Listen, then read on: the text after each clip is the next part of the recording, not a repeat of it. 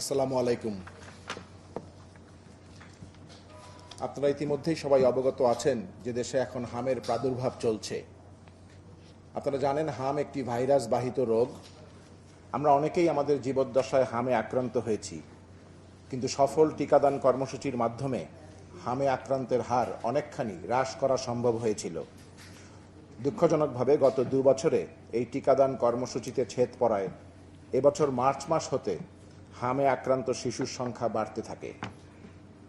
গতকাল 14 মে 2026 পর্যন্ত এই 2 মাসে 54,419 জনের ভেতরে এই হাম এবং হাম সদৃশ উপসর্গ দেখা দিয়েছে। দুঃখজনকভাবে এর মধ্যে 70 জন হামে এবং 369 জন হাম সদৃশ উপসর্গ নিয়ে মৃত্যুবরণ করেছে। যেহেতু এই হামজনিত মৃত্যুর অন্যতম প্রধান কারণ শ্বাসতন্ত্র বিকল হয়ে পড়া এবং নিউমোনিয়া, সে কারণে আমরা দেশের বক্ষব্যাধি বিশেষজ্ঞগণ শিশু বিশেষজ্ঞদের সাথে বসে এই ব্যাপারে সবাইকে সচেতন করার উদ্যোগ নিয়েছি। আমরা সরকারকেও বিশেষজ্ঞ কমিটির মাধ্যমে এ ব্যাপারে করণীয় সম্পর্কে উপদেশ দিয়েছি। যে 4টি মূল বিষয়ের উপর আমরা গুরুত্ব দিয়েছি সেগুলো হলো: 1, অগ্রাধিকার ভিত্তিতে হামের টিকাদান কর্মসূচি অব্যাহত রাখা, যা আপনারা জানেন 5 এপ্রিল 2026 থেকে চলমান আছে। 2, দেশের প্রত্যন্ত অঞ্চলে উপজেলা, জেলা এবং বিভাগীয় পর্যায়ে স্বাস্থ্যকেন্দ্রগুলোতে ফিভার কর্নার স্থাপনের মাধ্যমে হাম প্রবণ এলাকা চিহ্নিত করা এবং প্রয়োজনীয় স্বাস্থ্যকর্মীর উপস্থিতি নিশ্চিত করা। 3, হামের চিকিৎসায় বিশ্ব স্বাস্থ্য সংস্থা অনুমোদিত একটি চিকিৎসা নির্দেশিকা বা ট্রিটমেন্ট গাইডলাইন্স প্রত্যন্ত অঞ্চলের চিকিৎসক সহ সব স্বাস্থ্যকর্মীর কাছে পৌঁছে দেওয়া।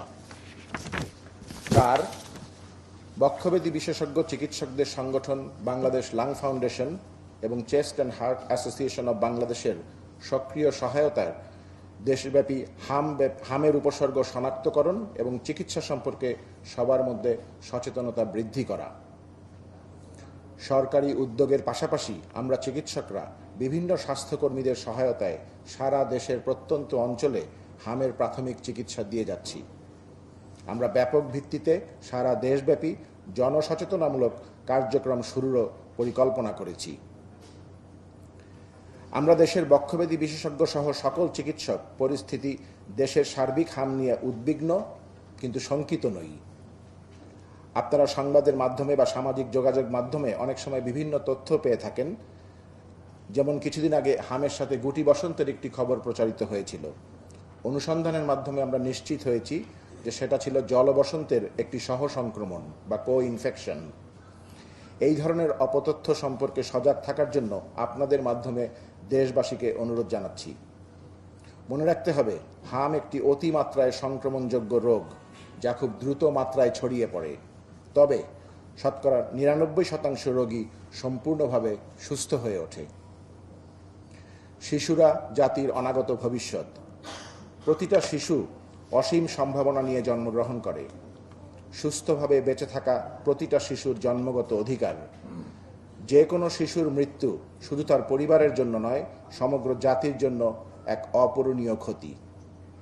ইনশাআল্লাহ আমরা আমাদের সামগ্রিক প্রচেষ্টার মাধ্যমে হামে আক্রান্ত রোগীর সংখ্যা ন্যূনতম পর্যায়ে কমিয়ে এবং নামিয়ে আনতে সক্ষম হব এবং যারা ইতিমধ্যে হামে আক্রান্ত হয়েছে তাদের মুখে হাসি ফুটিয়ে সুস্থ করে তুলতে পারব।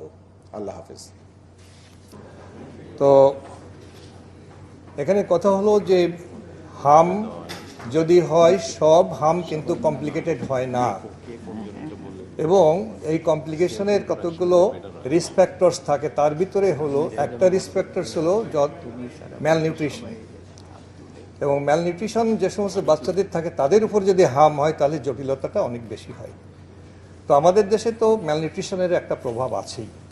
তো এখন বিষয়টা হলো নিউমোনিয়া একটা জটিলতা, অবশ্যই একটা জটিলতা। এর বাইরে কিন্তু আরও কিছু জটিলতা আছে যেগুলো নিয়ে কখনো কখনো বাচ্চারা অসুস্থ হয় এবং তাদের সুনির্দিষ্ট চিকিৎসার মাধ্যমে সুস্থ করে তোলার প্রয়াস চালানো হয়। তো এর বাইরে কি, একটা বাচ্চার হাম হয়েছে, তার চোখটা কিন্তু হতে পারে, কর্নিয়াল অপাসিটি হয়, অন্ধত্ব হয়ে যেতে পারে। এটাও কিন্তু ডব্লিউএইচওর একটা সাইন, যেটা হলো যে সাইনের মাধ্যমে আমাদের হাসপাতালে নিয়ে একে ভর্তি করতে হয়।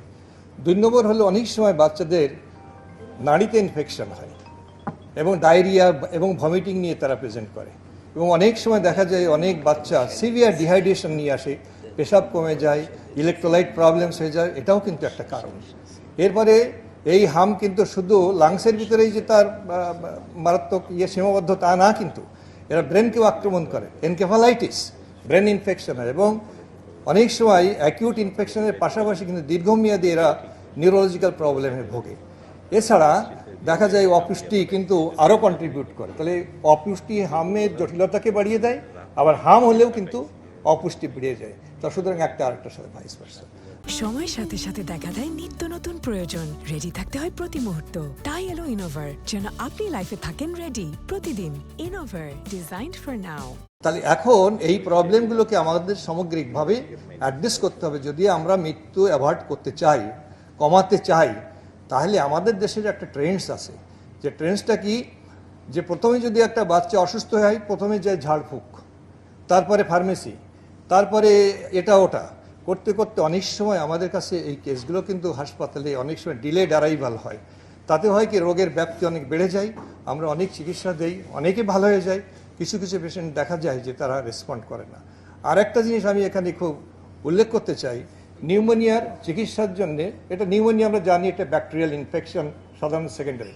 হামে আক্রান্ত রোগীদের শরীরের রোগ প্রতিরোধ ক্ষমতা ব্যবস্থা খুবই ব্যাহত হয়, এটাকে বলে ইমিউন অ্যামনেশিয়া। ইমিউন অ্যামনেশিয়া কি, এই যে রোগ জীবাণুকে চিনতে পারে না, না চিনতে পারলে রোগ জীবাণু খুব ক্রমাগতভাবে সমস্ত শরীরে ছড়িয়ে পড়ে।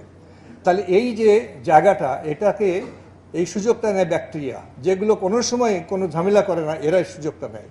তো নিলে পরে সেগুলোকে আমরা চিকিৎসার জন্য অ্যান্টিবায়োটিক ব্যবহার করি। আর নিউমোনিয়াতে অ্যান্টিবায়োটিক ব্যবহার করার পাশাপাশি আরেকটা জিনিস হলো, সেখানে কিন্তু শরীরে অক্সিজেনের কনসেন্ট্রেশন কমে যায়। তাহলে দুটো জিনিস একসাথে অ্যাড্রেস করতে হয়। এখন আমরা জানি যে দেখেন, বাংলাদেশে এখন অ্যান্টিমাইক্রোবিয়াল রেজিস্ট্যান্স একটা বিশাল ইস্যু।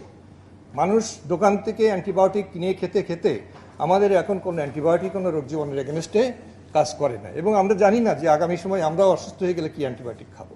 তাহলে সামগ্রিকভাবে ফ্যাক্টর কিন্তু একটা না। তাহলে একটা হলো ডিলেড অ্যারাইভাল।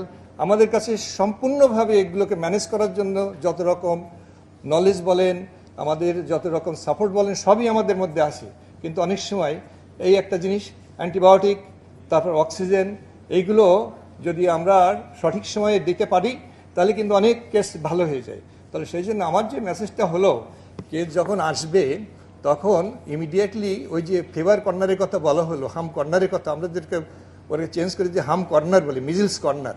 এখানে আসলে ইনিশিয়াল স্ক্রিনিংয়ের পরে যে কনসার্ন মেডিকেল অফিসার, উনি যদি আর্লি এটাকে কেস ডিটেক্ট করে রেফার করার মতো সেটা রেফারেল সেন্টার বাড়িয়ে দেয়, তাহলে আমরা আর্লি চিকিৎসা যদি করতে পারি, with given antibiotics and other supports, oxygen support সব কিছু দিয়ে দিতে পারে, তাহলে কিন্তু আমাদের এইটা মৃত্যু কমিয়ে আনা অনেকখানি সম্ভব। Thank you very much. আচ্ছা, এখন আমি বলি, মিজিলস হলে লিটারেচারে যেটা আছে, বিভিন্ন এভিডেন্সে, সেটা 5 to 8% নিউমোনিয়া হয়, কিন্তু এই নিউমোনিয়ার মর্টালিটি কিন্তু, মানে মৃত্যুর হার কিন্তু 80% পর্যন্ত মৃত্যু হতে পারে। অর্থাৎ তার চান্স অফ নিউমোনিয়া যদিও কম, ডায়রিয়ার থেকেও কম, ডায়রিয়া 10% পর্যন্ত হতে পারে, কিন্তু ডায়রিয়াতে কিন্তু মৃত্যু হয় না, কিন্তু মৃত্যুর হার কিন্তু হামের অনেক বেশি।